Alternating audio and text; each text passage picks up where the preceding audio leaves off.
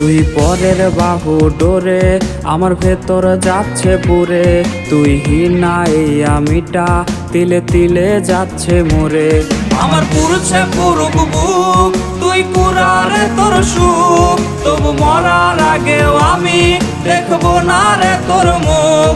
আমার মৃত আত্মাটা তোরে ডাকবে একদিন খুব, আমি দেখবো সেদিন তুই ওরে কেমনে রবি চুপ।